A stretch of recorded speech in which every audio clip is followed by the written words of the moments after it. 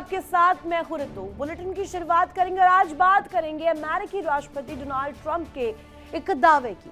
जी हां, दावा किया गया है कि भारत ने रूसी तेल खरीदना बंद कर दिया है, लेकिन हकीकत कुछ और ही कहानी बयां कर रही है। भारत ने रूसी तेल की खरीद पूरी तरह से नहीं रोकी है, हालांकि इसमें कमी जरूर आई है। एक रिपोर्ट के मुताबिक यहां पर भारत ने रियायती रूसी तेल की खरीद घटाने से रूस पर दबाव बढ़ गया है और उसके दर्जनों तेल टैंकर अब एशियाई खरीदारों की तलाश में समुद्र में भटक रहे हैं।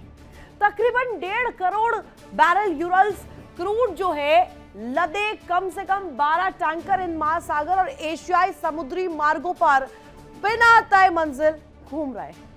चीन ने कुछ खरीद बढ़ाई है, लेकिन वैश्विक बाजार में सप्लाई ज्यादा होने से रूस के लिए नए खरीदार जो योजना है इसको खोजना, नए खरीदार सामने लाना ये आसान नहीं है।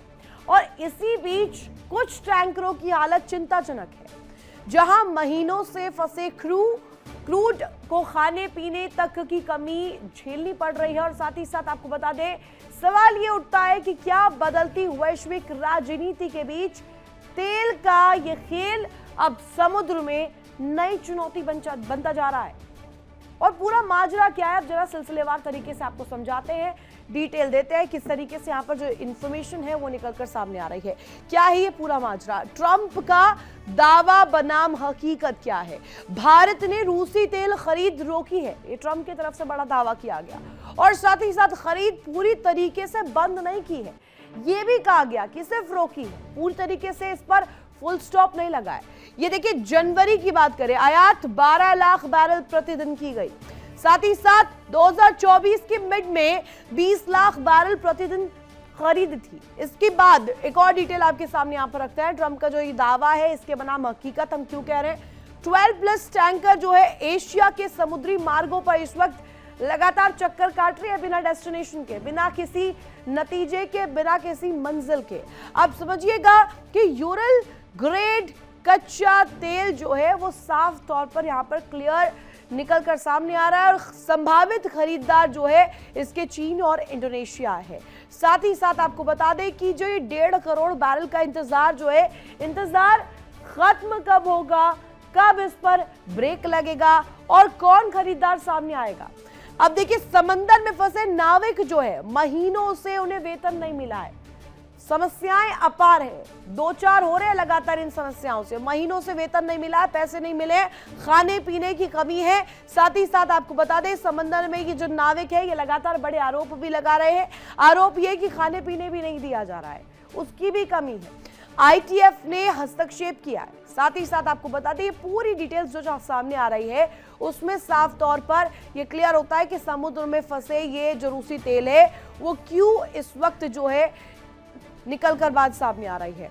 और समुद्र में फंसा रूसी तेल, 1.5 करोड़ बैरल का इंतजार और 12+ टैंकर एशिया के समुद्री मार्गों पर इस वक्त बताए जा रहे हैं, जो कि बिना डेस्टिनेशन के घूम रहे हैं। समंदर में फंसे ये नाविक महीनों से वेतन का इंतजार कर रहे हैं, पैसे भी नहीं मिल रहे हैं। करेंगे इसी पर बड़ी चर्चा, खास मेहमान हमारे साथ कनेक्ट होंगे, एक बड़ा पैनल हमारे साथ जुड़ेगा जिनसे हम जानेंगे कि आखिर ये जो मंशा है इसके पीछे की वजह क्या है। समंदर में भटकते टैंकर, इनका मतलब क्या है। सबसे पहले तारुफ आपका करवा दूं मेरे मेहमानों से, कर्नल TP त्यागी रक्षा विशेषज्ञ और साथ ही साथ मेजर विराट मिश्रा रक्षा विशेषज्ञ, रवि अरोरा विदेशी मामलों के जानकार हमारे साथ कनेक्ट हैं। सबसे पहला सवाल मेरा त्यागी सर आप ही से रहेगा। वही गुड मॉर्निंग सर। और सवाल ये है कि चीन की एंट्री से समीकरण बदलने वाले हैं, क्वेश्चन मार्क, ये सवाल बहुत बड़ा है। और जो टैंकर घूम रहे हैं बिना डेस्टिनेशन के, उनका क्या होगा सर। वो कह रहे हैं खाने के लिए नहीं है, पीने के लिए नहीं है, पैसा नहीं दे रहे हैं, सैलरी नहीं मिल रही है। देखिए, एक शिप का उदाहरण सामने आया था जिसमें वहां के क्रू के पास खाने पीने का सामान नहीं था, उसका इंतजाम कर दिया गया है। और कितने टैंकर है, 1.2 करोड़ बैरल आपने बताया। हिंदुस्तान जब रशिया से कोरोना के समय में और बल्कि 2024 तक जो तेल खरीदता रहा है वो 20 लाख बैरल प्रतिदिन था। यानी कि हमारे 5 दिन की रिक्वायरमेंट या 6 दिन की रिक्वायरमेंट में जितना तेल था उतना तेल फंसा हुआ है। यानी कि कोई बहुत बड़ी इमरजेंसी नहीं है। दूसरी बात कि वो जो टैंकर्स हैं वो पुराने टैंकर हैं, सोवियत यूनियन के जमाने के जो पुराने टैंकर्स हैं जिनके ऊपर सैंक्शंस नहीं लगे हैं, राइट। क्योंकि नए टैंकर्स पे सैंक्शन लगा दिए गए थे। खैर, उन टैंकर्स के अंदर ये तेल है और ये रेड सी से, अटलांटिक सी से, मेडिटेरियन सी से एशिया की तरफ भेजे जा रहे हैं। ज्यादा चाइना ने उन्हें लेने से मना कर दिया है। ज्यादातर उनका डेस्टिनेशन जो है वो सिंगापुर है, लेकिन डेस्टिनेशन बदला भी जा रहा है और बदला भी जा रहा है। ये बात समझने की है कि वो बदला जा रहा है तो वो कहाँ जा रहा होगा। और आप इसमें समझ सकते भारत हैं। की तेल डिप्लोमेसी क्या कहती है सर? वो तेल नीति जो भारत की है, ट्रम्प उससे आए बड़ा थे, अमेरिका आया था, टैरिफ लगाया कि आपने ज्यादा तेल रूस से खरीदा, अगर आप ऐसे कंटिन्यू करेंगे तो टैरिफ वॉर रहेगी ऐसी। ये तो रूल ये कहने को कोई कुछ भी कहता रहे, लेकिन जो अकलमंद आदमी है वो लॉजिक और रीजन से चलेगा। हमारा क्या कोई रशिया से करार था कि हम तेल खरीदेंगे? हम तो खरीदते ही नहीं थे। हमारा रशिया से जो तेल का व्यापार था वो ज्यादा से ज्यादा 4 या 5% था।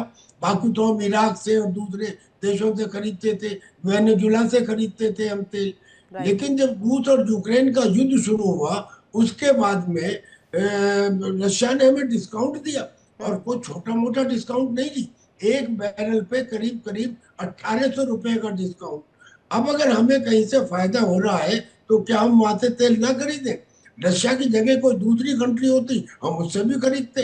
भाई, हम वेनेजुला से भी पहले खरीदते थे। अमेरिका अगर जा रहा है पाकिस्तान में और कह रहा है कि मुझे रेकोडिक माइन दे दो, किस लिए जा रहा है? इसलिए ना कि उसे फायदा हो। तो हम अपने फायदे में ना सोचे। लिहाजा जब रशिया इतना भारी डिस्काउंट दे रहा था तो हमने खरीदना शुरू किया। यहाँ तक कि 2024 में हम 20 लाख बैरल प्रतिदिन उनसे लेते रहे। लेकिन अब रशिया ने डिस्काउंट कम कर दिया। जो डिस्काउंट 800 1800 रुपए था प्रति बैरल, अब वो घट के 2 या 3 या 5 डॉलर इतना कुछ रह गया। अब हम ये ढूंढेंगे कि हमको दूसरा कहाँ से अच्छा बढ़िया सौदा मिल सकता है, तो वहां से खरीदेंगे। तो ये जो लोग चिल्ला रहे हैं कि साहब अमेरिका के प्रेशर में आके कर दिया, अमेरिका के प्रेशर में आके नहीं, अपने देश की रिक्वायरमेंट को देखते हुए हमने ऐसा किया है। और दूसरी बात, दरअसल में रशिया से जो तेल निकलता है वो 2 तरह का है। एक तो है हाई सल्फर कंटेंट वाला और एक है लो सल्फर कंटेंट वाला। हाई सल्फर कंटेंट वाले को हैवी बोलते हैं और एक उसका नाम है कोई जुगाड़ करके वो तेल है। और जो लो सल्फर कंटेंट वाला है उसे सोकोल मिलते हैं। जो चाइना है वो ज्यादातर लाइट ग्रेड वाला सोकोल क्रूड ऑयल लेता है रशिया से, और हम ज्यादातर जो रशिया से लेते थे वो हैवी हाई सल्फर कंटेंट वाला लेते थे। अब उसके पास में हाई सल्फर वाले कंटेंट का ही ज्यादा व्यापार है, तो इसलिए चाइना ने लेना बंद कर दिया। तो चाइना के लिए भी उसमें कोई प्रॉब्लम नहीं है, इंडिया के लिए भी कोई प्रॉब्लम नहीं है। अमेरिका का पॉइंट लाके ये कहना कि अमेरिका के प्रेशर में किया जा रहा है ये गलत है। अब लास्ट पॉइंट, अब चूंकि रशिया ने डिस्काउंट देना बेनता कम कर दिया, तो अब अगर वेनेजुला से हमको कंपैरेटिवली, जिससे हम पहले भी खरीदते रहे हैं, पहले भी उससे हम करीब 8 या 9 लाख बैरल क्रूड ऑयल प्रतिदिन खरीदते थे, तो अब हम हो सकता है कि वेनेजुला से खरीद लें, अमेरिका से भी खरीद लें, रशिया का कम कर दे। But there is no element involve के because of American pressure we are doing it. This is the demand of the country, जहां से सस्ता मिलेगा वहां से खरीदेंगे। बिल्कुल त्यागी सर, आपने एकदम सटीक शब्दों में बताया है। मेजर विराट मिश्रा भी कनेक्ट है, रवि अरोड़ा भी कनेक्ट है। रवि जी, हम देखते हैं कि सारा जो अगर कहा डिप्लोमेसी कहा जाए, पूरी दुनिया की डिप्लोमेसी इस वक्त हम कहा जाए उसका एक बहुत वाइटल पार्ट है तेल। तेल के लिए रणनीति भी हो रही है, राजनीति भी हो रही है, और दावे भी हो रहे हैं और वायदे भी आ रहे हैं। एक तरफ अमेरिका भी है, एक तरफ ट्रंप भी है। अब रवि अरोड़ा जी, मुझे समझाइएगा कि भारत ने अपनी तेल नीति बदल दी, तेल लेना छोड़ दिया रूस से, ये ट्रंप के दावे किस प्रेशर में आए हैं? क्या ये भी एक अलग टैक्टिक्स है? नहीं रितु जी, मुझे लगता है जिस प्रकार से आपको याद होगा कि जब यूक्रेन और रूस की लड़ाई शुरू हुई थी, उस समय से ही जिस प्रकार से अमेरिका ने सैंक्शन लगाए थे, उस सैंक्शन लगाने के बाद भारत पर भी पूरा दबाव बनाने की कोशिश की थी, लेकिन भारत कभी भी अपने जो उसकी नीति है उससे कभी हटा नहीं। उसने उसको सस्ते रेट पर तेल मिला तो यूक्रेन ने, रूस ने ऑफर किया, ठीक है। वो उससे पहले इराक, सऊदी अरब, यूनाइटेड अरब अमीरात और वेनेजुएला से हम तेल ले रहे थे, कोई दिक्कत नहीं थी। लेकिन जब हमें सस्ते रेट पे, क्योंकि देखिए तो भारत सरकार की एक ही नीति है, इंडियन फर्स्ट। भारतीयों को अगर हमें सस्ता तेल देना है तो हमें जहां सस्ता मिलेगा हम लेंगे। भारत इस मामले पूरी तरह से स्पष्ट है। देखिए, भारत और रूस के रिश्ते बहुत प्रगाढ़ है, इसमें कोई दो राय नहीं है, यह बात रूस भी जानता है। और जब भारत और रूस आपस में लेन देन कर रहे थे, हम इंडियन करेंसी में तेल खरीद रहे थे, और सबसे बड़ी बात है कि हम रूबल के अंदर भी व्यापार कर रहे थे। मतलब कुल मिला के जो बात है कि अमेरिका को ये बात खल रही थी, वो एक अलग चीज है। और वेनेजुएला पे कब्जा करके अगर हमें आज सस्ते दामों पर, जिस प्रकार से टीपी त्यागी जी बता रहे थे, यह बात बिल्कुल सच है। भारत अपने 140 करोड़ आबादी के आवाम के को का ध्यान में रखते हुए जो फैसले लेती है, क्योंकि उनको किसी से मतलब नहीं है, और हमने अपने आवाम को सस्ते दामों पर तेल देना है। यही रणनीति भारत की है, चाहे किसी भी क्षेत्र में हो। जब अमेरिका को लगता है कि वो आसिफ मुनीर को बुलाकर अपनी गोद में बिठा लेता है, तो हम उससे क्यों डरेंगे? दूसरी बात, 18% टैरिफ के लिए क्या हम सस्ता तेल लेना बंद कर देंगे? ऐसा नहीं है। असल में सच्चाई यह है कि इस समय पे जो हमें सस्ते दामों पर तेल वेनेजुएला से मिल सकता है, क्योंकि इस समय जरूरत है उनको, और खासकर रूस के रेट अभी बढ़े हुए हैं। और ऐसे में भारत सिर्फ और सिर्फ उन प्राइसेस की वजह से इसको तेल लेना कम किया है, लेकिन बिल्कुल खत्म नहीं किया है। अभी भी तेल लेना बंद नहीं किया है, खत्म नहीं किया है। जो भी स्टॉपेजेस लाए हैं, जो भी अड़चने आ रही है, या ट्रंप इसमें अगर क्रेडिट लेने की कोशिश कर रहे हैं, वो उनकी पॉलिसी, उनकी टैक्टिक्स है। लेकिन विराट सर, हम देखते हैं कि अगर समंदर में वो लगातार गश्त कर रहे हैं, घूम रहे हैं बिना मंजिल के वो नाविक, और बड़े आरोप भी लगा रहे हैं खाने पीने का सामान नहीं मिल रहा है, सैलरी नहीं मिल रही है, पैसे नहीं मिल रहे हैं, और चीन की एंट्री आ जाती है। इसी बीच में ट्रंप भी दावे दे देते हैं, हकीकत कुछ और है। तो ये दावे बनाम हकीकत की लड़ाई आखिर है क्या एक्चुअल में ऑन ग्राउंड? देखिए रितु मैम, हम तो अपनी बात करेंगे, जो कि मुख्य यहाँ पे बात यह है कि जैसा कि अभी सर भी बोल रहे थे कि एक 1.4 बिलियन पीपल है ना, 150 करोड़ लोगों के आसपास हम लोग हैं, और हमारी जो एनर्जी सिक्योरिटी है वो हमारे लिए मायने रखती है। कितने भी समुद्र में जहाज घूमते रहे हैं रूस के, उससे हमें एग्जैक्टली लेना देना इसलिए नहीं हो सकता, क्योंकि हमें दो चीजों का ध्यान रखना है। दो शब्द हैं, अफोर्डेबिलिटी और अवेलेबिलिटी। अफोर्डेबिलिटी कहती है कि क्या हम कितने लेवल पे जाके तेल को खरीद सकते हैं जो क्रूड है, और दूसरी चीज है कि हमारी अवेलेबिलिटी कहाँ से हो रही है, किस तरीके से हो रही है, हमें कहाँ से मिलेगा, सस्ता मिलेगा। तो भारत आज की रेट में उसने लेना तो बंद बिल्कुल नहीं किया है रूस से। जो पिछले कॉन्ट्रैक्ट्स हैं उनको एग्जीक्यूट किया जा रहा है, वहां से तेल आ भी रहा है। दूसरी जो जरूरी चीज है कि हमने अपने जो आयात है रूस से वो कम तो कर दिए, इसमें कहीं कोई शक नहीं है। और हमने मिडिल ईस्ट, अफ्रीका और बाकी जगहों से हमने सोर्स करना शुरू कर दिया। देखिए, वेनेजुएला से लेने में दिक्कत नहीं, पहले भी लिया है, पर इतनी दूर से कॉन्ट्रैक्ट्स करना, उनको तेल को भरना और यहाँ तक लाने में भी बहुत सारा खर्च इन्वॉल्व होता है उन मर्चेंट शिप्स में। त्यागी सर से इस पे मैं चाहती हूँ जरा वो ब्रीफिंग करेंगे। त्यागी सर, अभी ट्रंप ये इंटरेस्ट दिखा रहे हैं कि भारत जो है वेनेजुएला से तेल ले ले इंस्टेड ऑफ रशिया। अब हम देख रहे हैं कि अगर वेनेजुएला से हम लेते हैं, जो कॉस्ट हमारा लगेगा वहाँ से और इधर का कॉस्ट रशिया से, ये दोनों कंपैरेटिवली बहुत डिफरेंट रहेगा। तो हम तो अपनी किफ़ायत देखेंगे, हम तो अपना प्रॉफिट देखेंगे। अब हमें रूस से लेना है या वेनेजुएला से लेना है या इराक से लेना है, ये ट्रंप डिसाइड करके देने वाले कौन होते हैं? सुपर पावर है, लेकिन वो दमखम दिखाना कि दुनिया की चाबी, दुनिया हमारे हाथों में है, ये क्या ट्रंप का एक अलग सा कॉल नहीं है? ये इत्तेफाक की बात है कि अमेरिका ये कह रहा है कि आप वेनेजुएला से तेल लो। हम तो वेनेजुएला से तेल लेते थे, जब अमेरिका ने वेनेजुला के ऊपर सैंक्शंस लगाए, उसके सैंक्शंस की वजह से हमारा तेल लेना बंद हो गया। दूसरी बात कि जो वेनेजुला है वो बहुत दूर है, और हम बहुत दूर से तेल क्यों लेंगे? जी, कभी कभी रिक्वायरमेंट जो है वो टेक्निकल हो जाती है। राइट। दरअसल में वेनेजुला का जो ऑयल है वो बहुत रिच ऑयल है, उसका डिस्टिलेशन बहुत सारी कंट्रीज नहीं कर पाती, और जो कर पाती हैं उनमें इंडिया शामिल है। और इंडिया के लिए वो इसलिए जरूरी है क्योंकि वो जो ऑयल है वो एयरक्राफ्ट के इंजन के लिए इस्तेमाल होता है। जो एयरक्राफ्ट का इंजन ऑयल है, जो ऑयल है वो नॉर्मल गाड़ियों में इस्तेमाल होने वाले ऑयल से डिफरेंट होता है। तो हमको क्वालिटी क्रूड ऑयल वो कहाँ से मिलता है? वेनेजुला से। वो तो रुक गया था ट्रम्प की सैंक्शन की वजह से, अब उसने वो सैंक्शन हटा दिए। वो कह रहा है पर सर अगर इस दौर अमेरिकन में जहां पर ये कहा जा रहा है कि अगली जंग जो है वो तेल पर लड़ी जाएगी, इस जंग में अगर ट्रंप आ जाते हैं और कह देते हैं कि वेनेजुएला से ही तेल लीजिए, तो ये एक ऑर्डर नहीं हो जाएगा कि आपको इस ऑर्डर को करना ही पड़ेगा, इसका पालन नहीं तो आपके लिए इसका दंश आपको झेलना पड़ेगा? नहीं, ये जरूरी नहीं है जी, ये जरूरी नहीं है कि हम इसे ऑर्डर की तरह माने। ऑर्डर तो कल को अगर ईरान ने लगा दिया तब अमेरिका क्या करेगा? तब सारी दुनिया क्या करेगी? अगर स्ट्रेट ऑफ हॉर्मुज में जैसी प्लानिंग है ईरान ने माइंस लगा दी या उसको रोक दिया, तो फिर दुनिया का करीब करीब 20% व्यापार, जिसमें तेल का व्यापार, वो रुक जाएगा। या जैसे वो एक्सरसाइज कर रहे हैं केप ऑफ गुड होप में, वहां पे जो दूसरा मार्ग है वो भी रुक जाएगा। तो तेल को तो रोकने के बहुत सारे साधन है। तो लिहाजा ये कहना कि अमेरिका का हम ऑर्डर मान रहे हैं, हम अमेरिका का ऑर्डर नहीं मान रहे।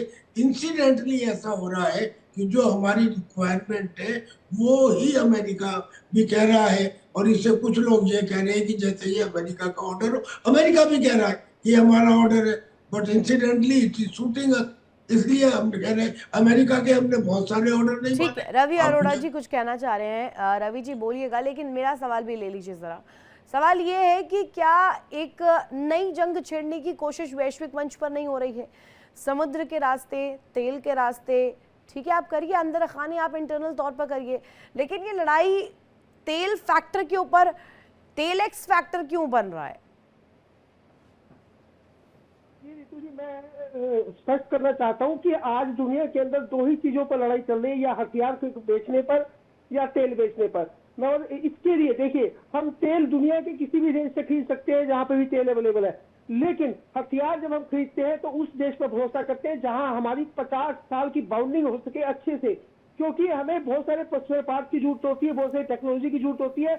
हम कितने भी टीओटी कर ले, लेकिन बावजूद उसके भी हमें उनके साथ संबंध बना के रखने पड़ते हैं। लेकिन भारत इसमें सबसे ज्यादा भरोसा अगर करता है तो रूस पर करता है। और अगर इतना ही दबाव में होता भारत तो H-400 ना खरीदता, H-500 की डील ना करता। मतलब आज भी भारत का सबसे भरोसेमंद देश मैं समझता हूँ रूस है, लेकिन क्योंकि हमें देश की आवाम को सस्ता तेल भी देना है, और तेल की लड़ाई में अमेरिका दबाव जितना मर्जी बना ले, अगर वो हमें सस्ते दामों पर तेल देगा तभी भारत तेल खरीदेगा। और दूसरी बात, अगर हमें लगेगा कि कल को रूस हमें सस्ते दामों पर देगा तो हम वो खरीदेंगे, कोई दिक्कत नहीं है। लेकिन अगर भरोसा हिंदुस्तान किसी पर करता है तो अमेरिका से भी ज्यादा मैं समझता हूँ रूस पर करता है, क्योंकि हथियारों की जो डील जब भी की है भारत ने हमेशा रूस के साथ किया और अच्छे स्तर पर किए। तो लेकिन अमेरिका कहता रह गया कि हमारे हथियार खरीदो, लेकिन भारत ने ज्यादा विश्वास नहीं दिया। ये अपने आप में बताता है कि भारत दबाव में काम नहीं करता है, भारत सिर्फ यह देखता है कि हमारी सुरक्षा कैसे है, हमें सस्ते दामों पर तेल कहाँ मिलेगा, हम देश के अंदर गरीबी हटाने के लिए किस प्रकार से आम आदमी की प्रति व्यक्ति आय कैसे बढ़ाई जाए। हो सकता है कि पॉलिसी हो अरोड़ा सर, हो सकता है ये पॉलिसी हो, ये एक्स फैक्टर की तरह काम कर रहा हो उनके लिए तेल।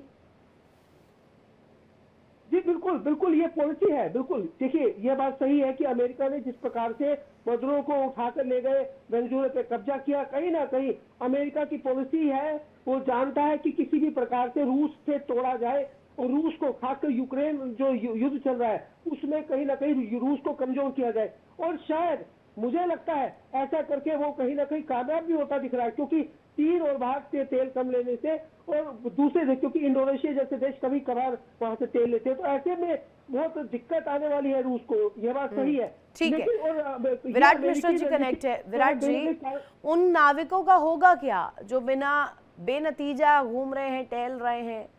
उन नाविकों के लिए क्या होने वाला है आने वाले दिनों में? देखिए ऋतु मैम, दिक्कत तो है उनके लिए। जब तक कोई एक कंफर्म डेस्टिनेशन नहीं मिलता तो जहाज को ले कहाँ जाया जाए। पर भारत के लिए भी देखिए, इंटरनेशनल पॉलिटिक्स मैम, उसको आपको समझना पड़ेगा कि it is the art of the possible. क्या क्या संभावनाएं बन सकती हैं आगे आने वाले समय में क्या संभावनाएं बनेंगी, ये तो समय ही बताएगा। पर हमें ये देखने की जरूरत है कि अंतरराष्ट्रीय संबंधों में लेना और देना दोनों चीजें चलती हैं। ये भारत की कोई राष्ट्रीय अस्मिता का सवाल नहीं है, ये कोई राष्ट्रीय इज्जत का सवाल नहीं है, ये रियल पॉलिटिक है। हमें कहां से सस्ता तेल, बिग विन फॉर इंडिया ना। अगर त्यागी सर ये कहा जाए कि अमेरिका झुक रहा है भारत के आगे, तो ये एक जीत के तौर पर ही ली जाएगी। Am I correct, Tyagi sir? नहीं, मैं ये नहीं कहना चाह रहा हूँ कि अमेरिका हमारे सामने झुक रहा है। मैं तो ये कहना चाह रहा हूँ कि हम भी नहीं झुक रहे हैं, हम अपने इंटरेस्ट को देख रहे हैं। अब आप सोच के देखिए, बहुत आपने कहा कि बहुत सारे उनके जहाज, और कितने 12 टैंकर है, उनके करीब 12 टैंकर है जो इंडियन ओशन रीजन में है। वो टैंकर्स को डेस्टिनेशन दिया गया है सिंगापुर। लेकिन ये भी बताया गया है कि इनका डेस्टिनेशन बदला जा रहा है। तो कहा जा रहा है, चाइना ने तो मना कर दिया। अब ऐसा नहीं कि जो मैं कह रहा हूँ वो सच है, लेकिन हो सकता है कि भारत अपनी चालबाजियां है, भारत एक्सेप्ट कर रहा हो। ड्रैगन तो अपनी चालबाजियां भी तो रखता है, उसके अपने एडेड बेनिफिट्स हैं। जी जी जी जी जी। तो यस, चाइना का अपना रूल है। चाइना क्या कर रहा है हमें उससे ज्यादा मतलब नहीं। मेरा ये कहना है कि वो जो 12 टैंकर थे, उनमें से एक टैंकर के जो क्रू थे, जिन्होंने ये कहा कि हमें रोटी नहीं मिली, मांस नहीं मिला, फला नहीं मिला, उनका तो इलाज कर दिया गया था, ये भी बताया गया है। कांग्रेस के नेता है, प्रवक्ता है, राष्ट्र प्रवक्ता शिवानंद धुलियालकर हमारे साथ कनेक्ट हो गए हैं। एक पॉलिटिकल पॉइंट ऑफ व्यू भी ले लेते हैं। शिवानंद जी, वेलकम आपका। और सवाल यहाँ पर भारत की बदलती तेल नीति को लेकर, भारत का जो अप्रोच है इस ऑयल पॉलिसी डिप्लोमेसी में, ये आपको क्या समझ में आता है? गुड मॉर्निंग ऋतु जी, पूरा पैनलिस्ट को नमस्कार। देखिए, ये तो ट्रेड वार है और इसमें कोई डरने की कोई बात नहीं, लेकिन जो नीति है, इंटरनेशनल नीति, उसमें जानकारी लेना, जिस तरह से अभी आदरणीय देश के प्रधान नरेंद्र मोदी जी अमेरिका के साथ जो ट्रेड का डील किया है, उस डील में क्या क्या है उसके ऊपर सब तय करेगा। क्योंकि अभी देश के महंगाई चरम पर है, बेरोजगारी चरम पर है। इस टाइम पे अगर रूस से तेल कम प्राइस में मिल रहा है, जब समय दिया जाता है शिवानंद जी, सदन में आप इन बातों को उठाइए तो आप वहां पर हो हंगामा मचाते हैं, हंगामा करते हैं। उस समय क्यों नहीं बोलते हैं ये सब चीजें? तब राहुल गांधी को नरवणे की किताब याद आती है, तब आप वहां पर नहीं मुद्दे रखते हैं, महंगाई, बेरोजगारी। ऋतु जी, बहुत कुछ शायद आप सुने नहीं लगते। प्रियंका गांधी जी, राहुल गांधी जी, मल्लिकार्जुन खड़गे जी, गौरव गोगोई जी, शशि थरूर जी मुद्दे रखे हैं, लेकिन बात करने नहीं दे रहे। ओम बिरला बोलते हैं नहीं, चाइना से बात नहीं करना है। जब बोलने का मौका दिया जाता है तो वॉकआउट भी कर देते हैं, सबसे पहले वॉकआउट भी कर देते हैं कांग्रेस के ही। नरेंद्र मोदी जी ने जिस तरह से उनके जो फाइल ओपन हुआ है, जहाँ ट्रेड डील किया है, उसके ऊपर नरेंद्र नहीं है, सरेंडर है। देश सर्वोपरि है, देश के सामने कैसे सरेंडर है? दुनिया आज बात कर रही है शिवानंद धुलियालकर, ये भारत यूएस की डील को लेकर के पूरी दुनिया बात कर रही है, और आप देश के भीतर ही यहाँ पर इस पर सवाल कर रहे हैं। देखिए ऋतु जी, ये तो ट्रेलर है, पिक्चर अभी बाकी है। आप देखिए, किसान सुसाइड के प्रमाण बढ़ गए, किसान महंगाई का यूएस डील का दोनों का ताल्लुक क्या है सर? एक मिनट, नहीं, उन्होंने इंडिया के लिए टैरिफ जीरो कर दिया। बचकानी बातें मत कीजिए प्लीज। नेशनल टेलीविजन पर आप आए हैं और आप ऐसी बातें कर रहे हैं। किसानों का और यूएस डील का, भारत की इंटरनेशनल डिप्लोमेसी का, ये दोनों तालमेल नहीं फिट बैठता। शिवानंद जी, टीपी त्यागी सर, एक लास्ट रिएक्शन आपसे। मैं ये कह रहा हूँ कि इनको तो सपोर्ट करना चाहिए। किस लिए? क्योंकि रशिया के साथ गूढ़ संबंध 1947 अगस्त से नहीं बने थे। ये कांग्रेस के नेहरू जी थे जिन्होंने 4 महीने पहले फरवरी 1947 में पूरी दुनिया में से केवल एक कंट्री के साथ राजनीतिक संबंध स्थापित किए थे। हालांकि वो उसके लिए ऑथराइज नहीं थे, मगर रशिया के साथ सहमति किए याद गए दिलाइए थे। इतिहास आप की, इतिहास इतिहास पढ़ दिलाइएगा, लीजिए। फिर अभी फिर तिल मिला जाएंगे हुलियालकर जी। बहुत शुक्रिया कीमती वक्त देने के लिए आप सभी का, इस डिस्कशन में शामिल होने के लिए भी आपका बहुत शुक्रिया। हालांकि ये पूरा मुद्दा जो है ये बेहद संजीदा मुद्दा है, क्योंकि पूरी जियोपॉलिटिकल दुनिया में इसको लेकर चर्चा हो रही है। तेल नीति अलग अलग कंट्रीज की किस तरीके से, और अभी जो रूस के तेल को लेकर तस्वीर आती है, वहां पर जो नाविक है, जो फंसे हुए हैं, जिनके पास डेस्टिनेशन नहीं है, सैलरी नहीं है, खाने पीने को नहीं है, ये आरोप लगा रहे हैं, उनका क्या होगा आगे, उनका खरीदार कौन सामने आएगा? इसी सवाल के साथ यहाँ रुकेंगे। फिलहाल इस बुलेटिन में इतना ही, रुकेंगे बहुत छोटे से ब्रेक के लिए। ब्रेक के उस पार भी खबरें लगातार जारी है। इंडिया डेली अब आपके स्मार्ट टीवी पर मौजूद है। इंडिया डेली 24/7 देखिए अब इन सभी प्लेटफॉर्म पर लाइव।